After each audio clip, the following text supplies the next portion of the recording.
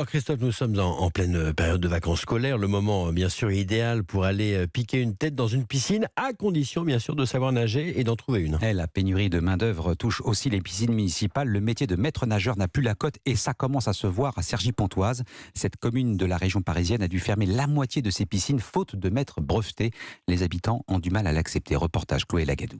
Sac de sport sur l'épaule et tongs aux pieds, ces deux habitués des piscines de la ville de Cergy déplorent la fermeture de la moitié des centres aquatiques cet été. Je comprends pas l'agglomération. Attendez, c'est quand même une grande chaleur. C'est pas normal. Sur l'agglomération, il y a tout de même pas mal de piscines d'habitude. C'est toujours un petit peu dommage d'être obligé de changer ses plans parce qu'il y en a qui sont fermés. Si les piscines sont fermées, c'est parce qu'il manque 11 maîtres nageurs. Malika Yedbri, élue chargée des sports à l'agglomération de Cergy-Pontoise, pointe du doigt des difficultés de recrutement. Nous, on est désespérés, très inquiets. C'est absolument la première année qu'on est dans cette situation-là. D'habitude, on arrive à compléter. Une réalité, c'est que la crise sanitaire a impacté concrètement l'organisation des formations et le passage des diplômes. Donc on n'a pas pu former et diplômer les maîtres nageurs en bonne et due forme. Et pour ceux qui ont pu être formés, la perspective d'un emploi dans une piscine municipale n'est pas toujours la plus attrayante, explique Estelle, maître nageur. À 18-20 ans, on a plus envie d'être sur les plages landaises que dans une piscine enfermée toute la journée. Malgré tout, il manque des maîtres nageurs partout en France.